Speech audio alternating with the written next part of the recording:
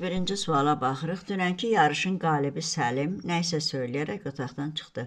Nümunəsi ilə bağlı doğru fikirləri müəyyən edin. Açar sözümüz doğru fikirlər. 1. Fe'li birləşmənin işləndiyini əminliklə söyləmək olmaz. Burada söyləyərək fe'li bağlama var. Nə isə söyləyərək otaqdan çıxdı. Yəni bu fe'li birləşmə ola bilər. Amma tərtibatçının asılı olaraq bu götürülməyə bilər. Məsələn, biz fe'li bağlamanı açsaq, Səlim nə isə otaqdan çıxdı məna verir. Ona görə biz 1-ə dəqiq cavab verə bilmərik deyə 1-i saxlayırıq sual altında. Yəni 1-ə hələ cavab vermirik və keçirik 2-yə. Deməli, tünd qara hərflə verilmiş söz sintaktik vəzifə, sintaktik əlaqədə yalnız əsas tərəfdir. Burada tünd qara hərflə verilən söz Səlimdir. Səlim cümlənin mübtədasıdır. Çıxdı kim? Səlim. Və mübtəda heç bir üzvdən asılı deyil deyə uzlaşma əlaqəsində həmişə əsas tərəfdir. Yəni heç vaxt asılı tərəf olmur. Ona görə 2 düzgün fikirdir və 2 düzgün fikir olduğuna görə bizə lazımdır. 2 olmayan variantları atırıq. B və E kənarlaşır 2-yə görə.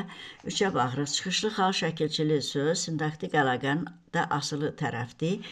Çıxışlı xalda olan söz burada otaqdan sözüdür. Hardan çıxdı? Otaqdan cümlənin yer zərfliyi idi və xəbərdən asılıdır. Deməli, bu idarə əlaqəsində asılı tərəfdir. Ona görə artıq deməli hökm düzdür və 3 cavabımızdır. Keçirik 2-3 olan variant. 2-3 deməli C-də 3 yoxdur deyə kənarlaşır.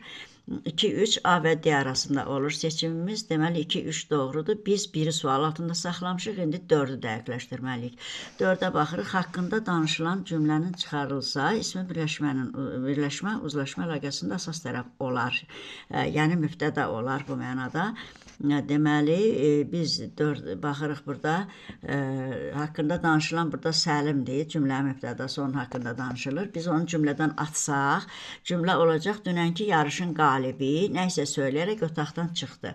Çıxdı kim? Dünənki yarışın qalibi. Bu olacaq artıq cümlənin mübtədası və uzlaşma əlaqəsində əsas tərəf. Deməli, 4 artıq düz fikirdir. Ona görə, deməli, 4 olmayan variant D atılır və düzgün cavabımız A variantı 2, 3, 4.